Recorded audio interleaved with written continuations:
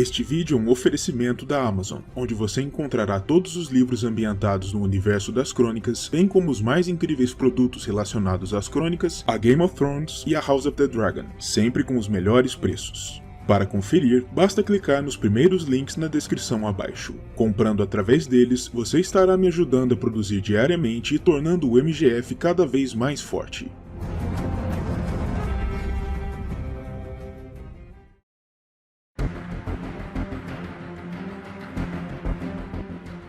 Saudações a todos e sejam bem-vindos a mais um MGF Extra.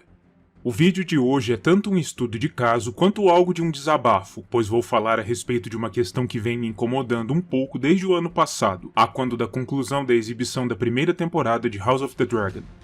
Na porção final do 8º episódio desta temporada, intitulado O Senhor das Marés, ao fim do último banquete promovido pelo rei Viserys I junto à sua família, o príncipe Aemond, segundo filho homem da união do rei com a rainha Alicent Hightower, ao ser escarnecido pelo jovem Lucerys Velaryon, filho da princesa Rhaenyra, se ergueu abruptamente e propôs um brinde zombeteiro aos seus sobrinhos, chamando-os de Garotos Fortes, ou Strong Boys, no original em inglês, uma alusão à possível bastardia dos meninos, que seriam filhos de Rhaenyra com Sir Harwin Strong e não com Sir Lenor Velaryon.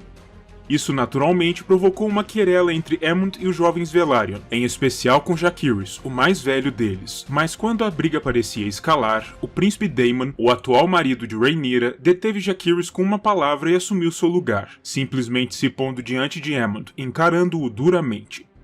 Diante disso, Aemond passou algum tempo devolvendo o olhar de Daemon como seu único olho, após o que soltou um muxoxo de exasperação e aparente tédio e então abandonou a sala de banquete.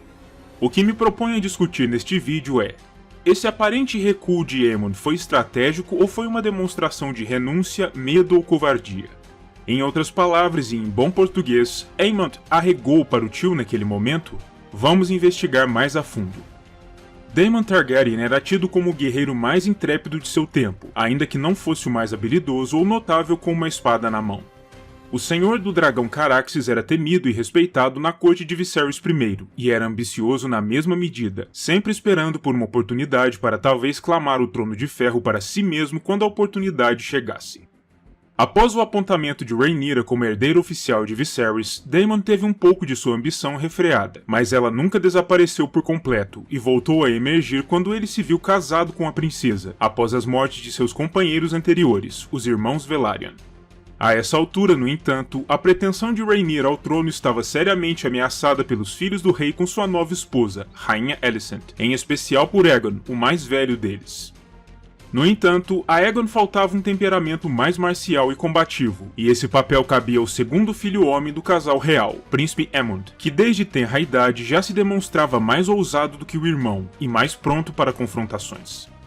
Viserys manteve a paz entre os dois lados dessa querela, os negros e os verdes, tanto quanto foi possível, embora os acontecimentos em Fogo e Sangue tenham sido levemente diferentes daqueles em House of the Dragon. Mas o que importa para nós neste vídeo é o banquete derradeiro do rei, a última ocasião em que todos os seus parentes se reuniram para celebrar a companhia uns dos outros, e o último esforço de Viserys para tentar reconciliar as duas facções, objetando deixar para trás um reino ordeiro e pacífico e uma casa unida após sua morte, que não estava longe. Tudo parecia correr bem durante a maior parte do tempo, mas após o brinde zombeteiro de Aemond e a consequente briga entre os jovens Velaryon e o Príncipe Verde, chegou o momento em que Daemon assumiu o lugar dos enteados e confrontou Aemond, que previa uma briga fácil contra os sobrinhos, mas não uma querela com o tio a princípio. Este é o momento sobre o qual vamos nos debruçar. Antes de mais nada, creio que este momento tenha sido pensado pelos roteiristas e produtores da série, incluindo o próprio Martin, como uma espécie de prelúdio, um demonstrativo rápido do que está por vir, uma vez que, como aqueles que conhecem a história sabem, estes dois personagens ainda se encontrarão novamente em confronto, de maneira muito mais dramática e final, durante o decorrer da guerra que estava se aproximando. Naturalmente, isso foi feito como uma forma de estimular o interesse do público, para aquecer suas expectativas para o que se aproximava, e em minha modesta opinião, eles alcançaram seu objetivo, pois ao ver tal confrontação, eu me vi também muito ansioso para testemunhar a batalha que deverá acontecer nas próximas temporadas da série, e que deverá ser um dos pontos altos de toda a produção e um dos momentos mais marcantes da televisão contemporânea. Agora, falando a respeito do sentimento e da motivação do príncipe Aemond naquele momento, me parece bastante improvável que ele tenha recuado por um suposto medo ou receio do tio. Precisamos nos recordar que a intrepidez não é um traço exclusivo de Daemon, e também está presente em Aemond, um homem que era visto por muitos como uma versão mais jovem de seu tio, o único membro da facção verde capaz de lhe fazer frente de maneira efetiva. E ao analisarmos a atuação de Aemond mais adiante na guerra, fica claro que esse personagem é tudo, menos um covarde, e que dificilmente recuaria diante de um desafio por um mero temor.